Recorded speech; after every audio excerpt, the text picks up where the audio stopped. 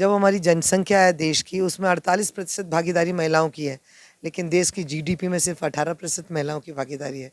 तो अभी भी 30% का गैप है। हम सब महिलाएं जागरूक हो जाएंगी तो जो ये हम कहते हैं समानता की बात करते हैं, महिला बराबरी की बात करती है, वो अशक्त है, वो कुछ नहीं कर सकती, तो ये उसका भ्रम है। ये सिर्फ मन का सोच है।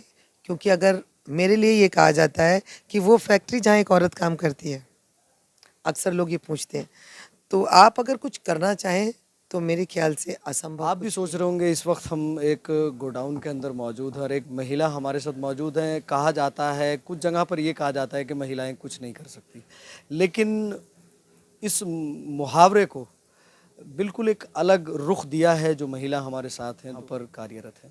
चलिए खैर सीधा उनसे बात करने की कोशिश करते हैं। यहाँ की डायरेक्टर भी वही हैं। उन्होंने किस तरह से जो है ये गोडाउन बनाया, किस तरह से मशीनें लगाई और क्या यहाँ पर कार्य होता है, उन तमाम विषयों पर बात करेंगे। तो देखने वाले दर्शकों से कहूँगा कि वीडियो को शेयर करें ताकि तस्वीरें आम जन लोगों तक जाएँ और उन लोगों तक ज़रूर जाएँ जो लोग कहते हैं कि महिलाएँ कुछ नहीं कर सकती, और वो लोग शेयर ज़रूर करें जो कहते हैं कि महिलाएँ सब कुछ कर सकती हैं।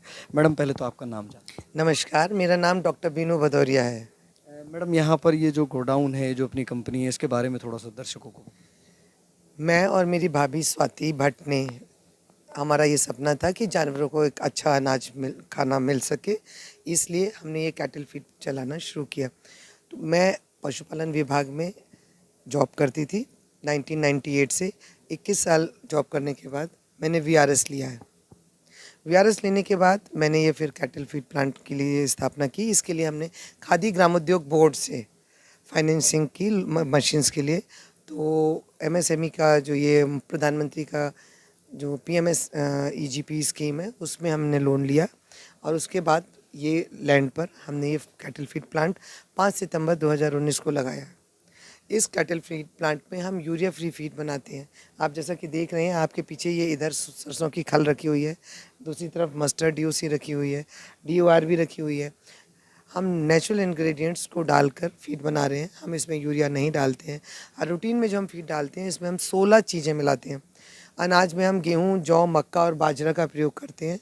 सरसों की खल, मूंगफली की खल, सोयाबीन की खल, बिनौले की खल का प्रयोग किया जाता है प्रोटीन के सोर्स के लिए। मूंग चूरी, अरहर चूरी, चना छिलका, चना खंडा, इनका प्रयोग किया जाता है। मिनरल मिक्सचर भी हमारी फीड में डाला जाता है। नमक भी हम डालते हैं। राइस पॉलिश पड़ती है। हम एक बैलेंस्ड फीड बनाते हैं जो गाय भैंसों को दिया जा सकता है। मैडम एक सवाल और है, आपके जो हस्बैंड हैं वो क्या करते हैं? ये मैं उस फैक्ट्री स्वयं चलाती हूँ। मेरे हस्बैंड गवर्नमेंट जॉब में है, वो अपना जॉब देखते हैं। मैं सुबह घर से 6 बजे निकलती हूँ, यहाँ 6:30 पौने 7 बजे आ जाती हूँ। मैं रहती देहरादून में हूँ और शाम को 6 साढ़े 6 बजे शाम को निकलूँगी और रात को 8 बजे घर पहुँचूँगी। यहाँ सहसपुर में डेली अप डाउन करते हैं? मैं रोज़ आती हूँ और रोज़ जाती हूँ और पूरे दिन मैं यहाँ अपने सामने खड़े होके ही माल बनवाती हूँ। मेरा ये है कि सामने रहकर मैं अच्छी चीज़ बनवा सकूँ। कितने लोग यहाँ पर काम करते हैं? हमारे पास 10+ वर्कर्स हैं सारे मिला के। एक हमारे पास गाड़ी है जो जगह जगह जाके फीड उपलब्ध कराती है। इस वर्ष मटेरियल की सप्लाई कहाँ कहाँ पर? मटेरियल की सप्लाई हमारी उत्तराखंड में लगभग सभी जनपदों में हो रही है।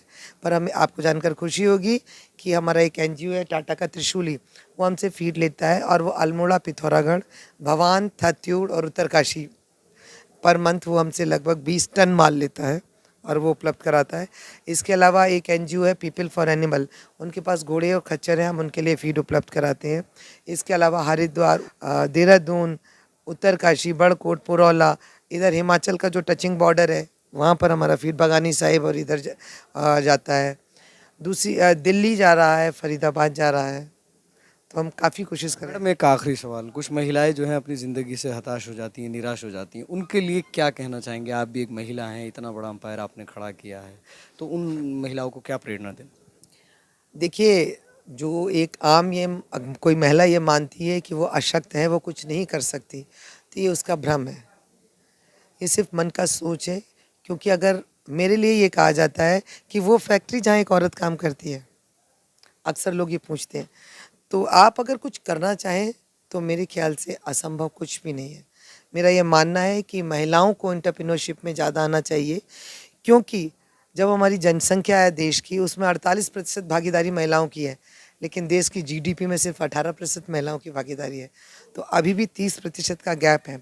हम सब महिलाएं जागरूक हो जाएंगी तो जो ये हम कहते हैं समानता की बात करते हैं, बराबरी की बात करते हैं, हम तब सारी महिलाएं जब काम करेंगी तब हम 48% जीडीपी में योगदान देके तब आएंगे। और सब हर आप सोचेंगे तो आप कर सकते हैं।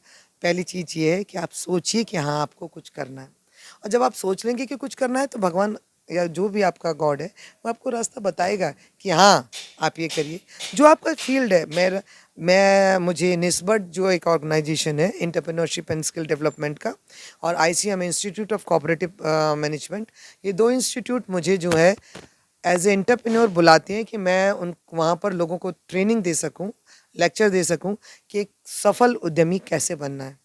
तो मैं महिलाओं को या जो भी आते हैं उनको बताती हूँ कि सफल उद्यमी एक रात में पैदा नहीं होता है, उसके लिए कठिन परिश्रम, आपका मनोबल, इन सब की ज़रूरत पड़ती है। धन्यवाद मैडम।